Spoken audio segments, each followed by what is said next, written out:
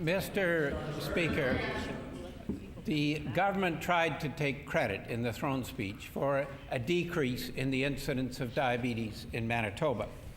And they said the number of people being diagnosed with diabetes has declined. However, during the years reported by the Manitoba Centre for Health Policy, according to the government's own numbers, which I table, the number of people newly diagnosed with diabetes actually increased by 1,240. The fact is that far too many people are getting diabetes in our province. I asked the Premier, what is his plan to end the diabetes epidemic which is raging in Manitoba, and what are his targets for reducing the number of new cases of diabetes in our province? I thank the former leader of the Liberal Party for the question, the member from River Heights, because it is a good question. Diabetes is a scourge throughout the Western world. We're seeing incidents of it growing all over the Western world. And here in Manitoba, we've taken several important measures to reduce the incidence of diabetes. The members will remember when we did the all-party task force on what we can do in schools to have more physical activity. And I can tell you, when I go into the schools now, they have a comprehensive program all the way to grade 12, where young people are not only physically active in the school, but they get credits for being physically active in recreation and sporting activities outside of school. This is a very innovative program. Young people are doing better in school when they are physically active. Being physically active also means that they're more mentally acute and able to do a better job in school. That's one thing we've done. The member from Kiewitinick, who now is the Deputy Premier, has launched over 900 community gardens in northern Manitoba. Those have made a tremendous difference in the northern part of the province, Mr. Speaker. Our schools have moved away from having sugary beverages and other goods in their schools to more healthy snacks in schools.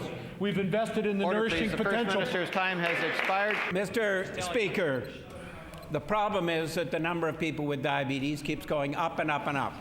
Of great concern, the number of Manitobans under age 19 newly diagnosed with diabetes rose by 21% during the very period that the Premier said in his throne speech that the incidence was decreasing. This is critical. The Premier's approach to reducing diabetes in Manitoba over the last 14 years has been an obvious failure. And yet the Premier tries to mislead Manitobans to believe that they're decreasing diabetes.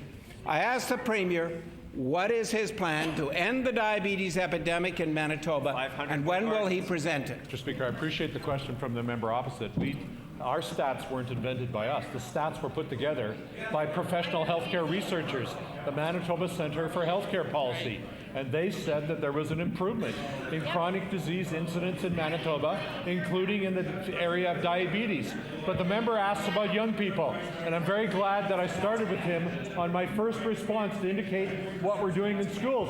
First of all, it's now the law in Manitoba that young people stay in school till 18. And we're seeing tremendous results from that. More people are staying in school, more people are graduating from school, more people are getting the benefit of a curriculum where they're taught to be physically active, where they're taught lifestyle choices and how to remain physically active, where they get opportunities to learn about healthy nutrition, they get opportunities to participate in community gardening programs, they get opportunities to be involved in apprenticeship and learning opportunities where they learn how to have a healthy lifestyle. All those things make for healthier Manitobans. Jobs, education, and opportunities in the community, those things make for healthier Manitobans. We're doing them. The members opposite always vote against it in the budget. Mr. Speaker, the NDP government once had an effort in a unit in Manitoba Health to focus on diabetes, and even issued a call to action. But the focus on the diabetes epidemic was lost with the closing of the diabetes unit and a switch to a focus on chronic diseases and the removal of diabetes from the government's major public health concerns, which I tabled. Diabetes is not identical to other chronic diseases, and the government has thus removed any focus it once had on the diabetes epidemic. I asked the Premier, who will lead the central effort to address the diabetes epidemic in our province, and what support will his government provide toward this effort? Thank you, Mr. Speaker. And again, I'm going to reiterate for the member, this is an important question. chronic disease is a very serious issue throughout the Western world. And in Manitoba, diabetes is a very important issue. It needs to be addressed. It needs to be addressed first and foremost by people having opportunities to have healthy food, by having opportunities to have healthy recreation, by having opportunities to have decent, good-paying jobs that motivate them to look after themselves. We're doing all of those things in Manitoba, Mr. Speaker. Our early childhood development starts with a prenatal benefit so that young mothers, young families have access to more resources for better food so a child gets a proper start in life. Right. They then get a visit from a home visitor, a healthcare nurse that goes into the community, that visits with those families and helps them get off to a healthy start. We have a Nourishing Potential program that we funded in partnership with the Winnipeg Foundation.